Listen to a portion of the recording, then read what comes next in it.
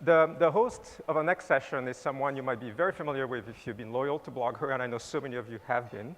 But if you're a first-timer, let me just say that she was a co-founder with Elisa Camahort-Page and Lisa Stone of BlogHer back in 2005. She sits on our advisory board for this conference, so she's still helping shaping the agenda. She's advising a lot of the startups in the digital space, and maybe some of you, and sharing her experience as an entrepreneur.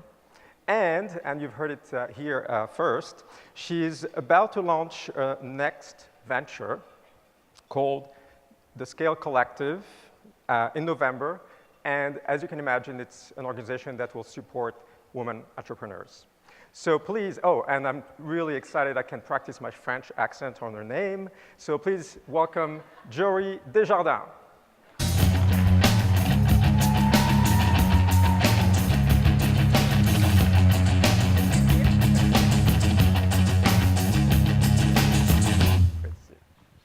This is so weird being here as an attendee, let me just tell you. Less stressful, a lot of fun. So it is my pleasure to introduce Lucy McBath of Mothers of the Movement, Everytown USA, and someone who is my hero. I could not have been asked for a cooler thing to do than to interview Lucy. So this is your first BlogHer. Yes, it is, and I'm so excited. Yes. I'm stoked.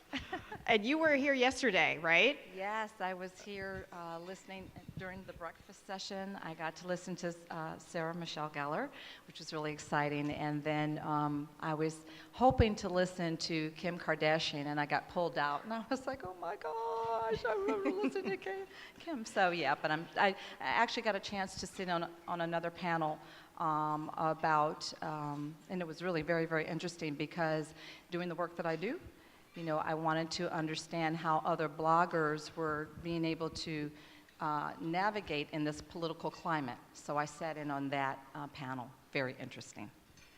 I sat in on Snapchat right before lunch. I feel like this is all going beyond me now. Like, I need to learn this. It doesn't stop. Once you learn one thing, there's always going to be something else. It's always. Pretty amazing. So I watched the DNC and the RNC, almost all of both. And I have to say that I think your session with the Mothers of the Movement was probably the most moving of any of the presentations I had seen. Thank you. Thank you very, very much. I appreciate that. I also can't imagine what that must have been like. Can you talk a bit about what the experience was like? It was very, very surreal. I think it was so profound for me being on the stage talking to millions of people about my son Jordan. And I'm not sure if any of you know my story, but I'm the mother of Jordan Davis, the young man who was shot and killed in Jacksonville, Florida in November 23rd, 2012 for playing loud music in his car. And we are one of the only national cases in the country where there's a white male shooter on black males where we actually did receive a verdict of guilty on all counts.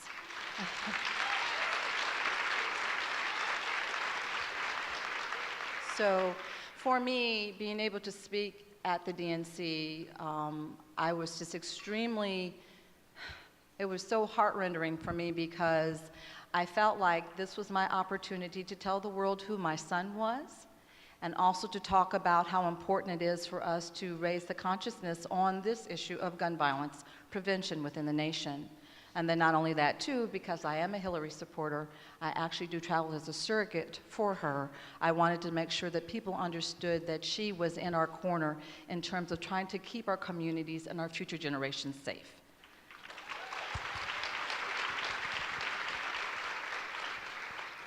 When we first met, you had corrected me in my language around what you do. And you said very clearly it's about gun violence prevention. Exactly. Can you talk a little bit more about the distinctions?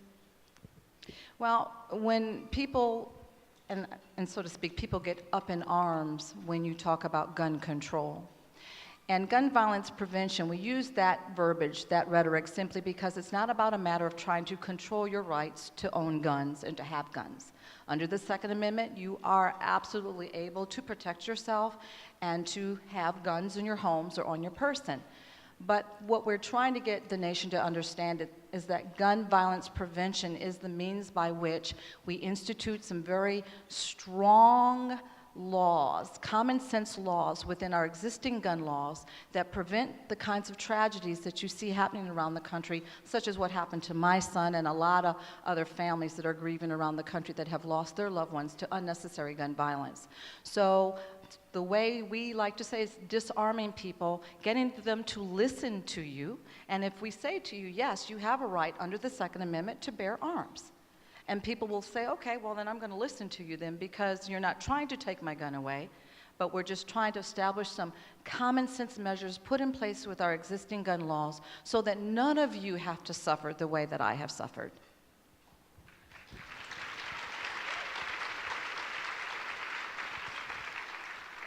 One of the mothers of the movement at the DNC said, this is a club I would never choose to join. I'm sure you feel very much the same way, and yet here you are speaking out about gun violence prevention. At what point did grief become action for you? It's been a slow evolving. I think for the first year, year and a half, you're still completely in shock. You know, every day I would wake up, and I still wake up every day. The first thing that I recognize and know is that my son is not here.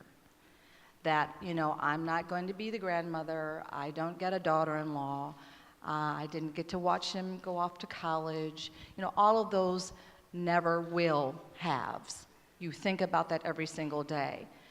But along the course of the way, I had to get to a point where I had to move beyond the grief, move beyond that, because I had to recognize that everything I was trying to teach my son to be and do, to stand up for what he believed in, protecting people that couldn't protect themselves, to care about his community, and to care and to love, accept, and forgive others, that I had to get up and I had to move forward, and I had to live out the very things I was trying to teach him and train him to be.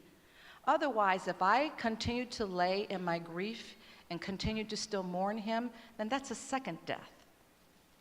The first death of my son, and then it would be my death. And then that didn't serve any purpose for my family or my community or even the work that I'm called to do now.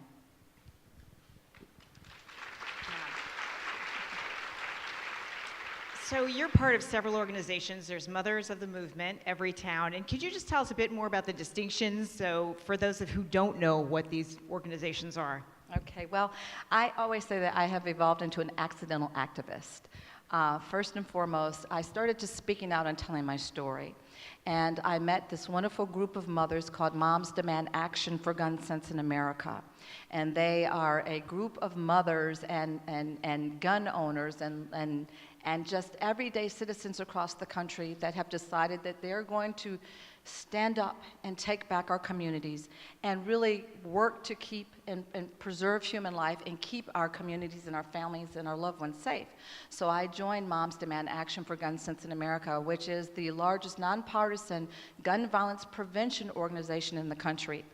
Also, Everytown for Gun Safety.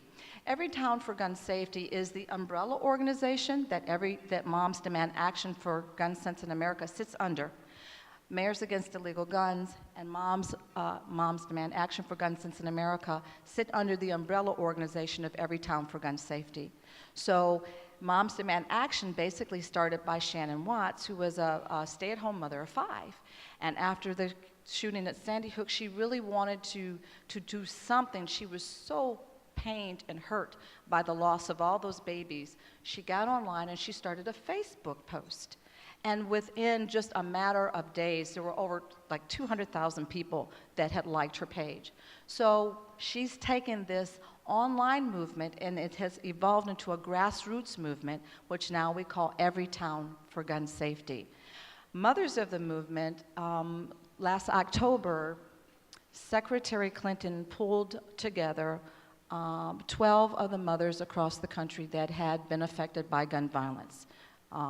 Some high-profile cases and some were not.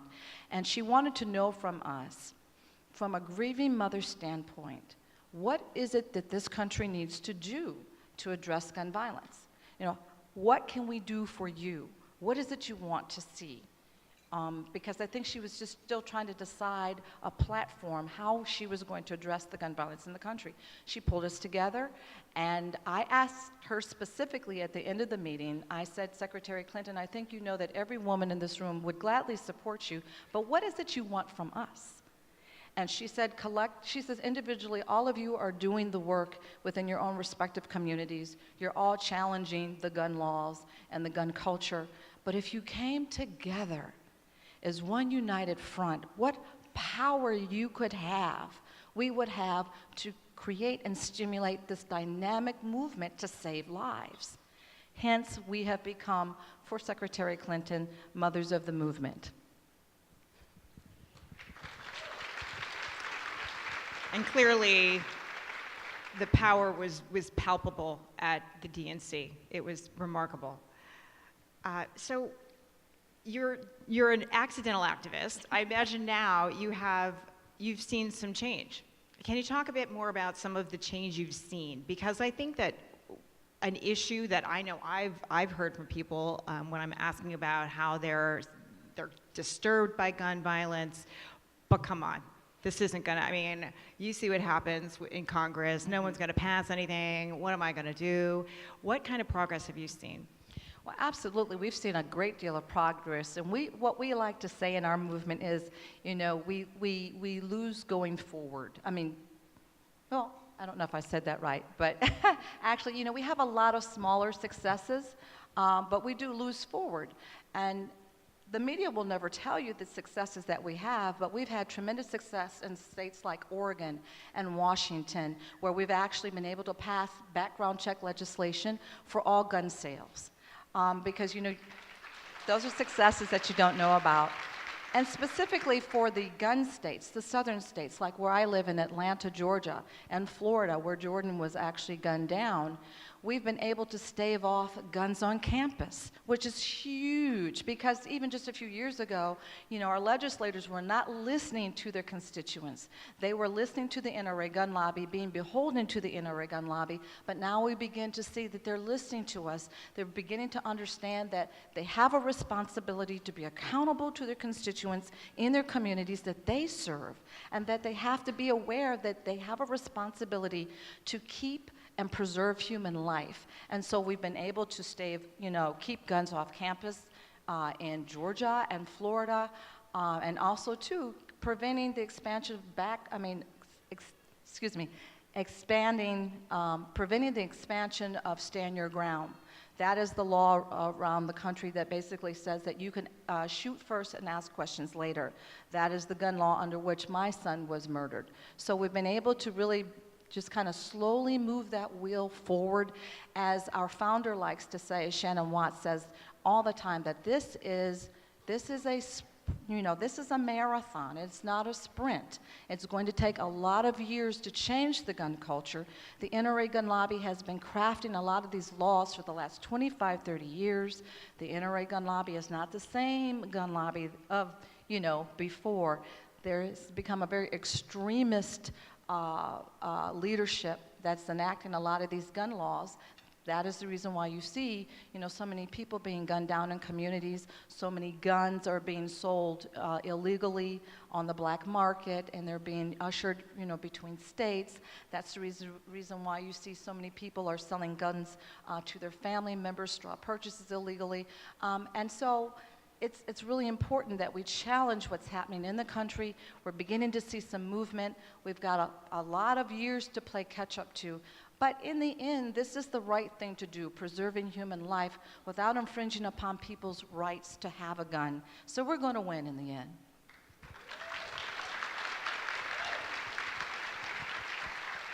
So Lucy, you're in a room of accidental and not so accidental activists.